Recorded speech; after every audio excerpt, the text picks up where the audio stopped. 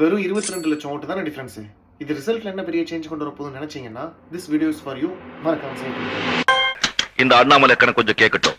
என்னதான் 85% ஓட்டு போலானதுக்கு எஸ்ஐஆர் ஒரு பெரிய ரீசனா இருந்தாலும் 2021 கம்பேர் பண்ணும்போது இந்த வருஷம் 25 லட்சம் ஓட்டு அதிகமா போலாயிருக்கு. அப்படின்னு பார்த்தா ஒரு தொகுதிக்கு ஆவரேஜா 10,000 ஓட்டு அதிகமா போலாயிருக்கு. அங்கதான் நம்ம ஒரு பெரிய கால்குலேஷனே மிஸ் பண்றோம். தம்பி, புள்ளி விவரம் சரியா தெரிஞ்சுட்டு தான் பேசணும். இப்போ நம்ம அப்படியே 21 ரிசல்ட்டை கொஞ்சம் டீட்டெயில்டா பார்த்தோம்னா 48 டிஎம்கே எம்எல்ஏக்கள் 10,000க்கும் குறைவான வாக்கு வித்தியாசத்துல தான் வெற்றி பெற்றிருக்காங்க. அதுவே டிஎம்கே அண்ட் ஏடிஎம்கே கவர்மெண்டோட மொத்த வாக்கு வித்தியாசம் 19 லட்சத்துக்கும் கம்மியா தான் இருக்கு. கூட்டு கழிச்சு பால் கணக்கு சரியா இருக்கும். அப்ப இந்த 25 லட்சம் புதிய வாக்காளர்கள் மொத்த வெற்றி தோல்வியை தீர்மானிப்பாங்களான்னு கேட்டீங்கன்னா அதுதான் இல்லை. இங்கதான் ஒரு மேஜர் பிளேயர் உள்ள வராங்க, டிவிகே. உங்க விஜய் நான் வர.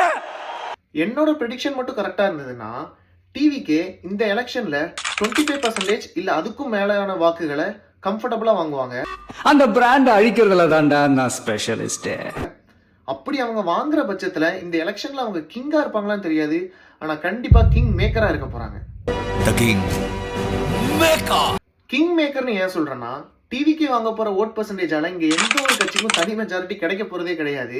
தனிப்பெரும்பான்மை இல்லாததால் ஆட்சி அமைப்பதில் புதிய சிக்கல்கள் உருவாகியுள்ளது.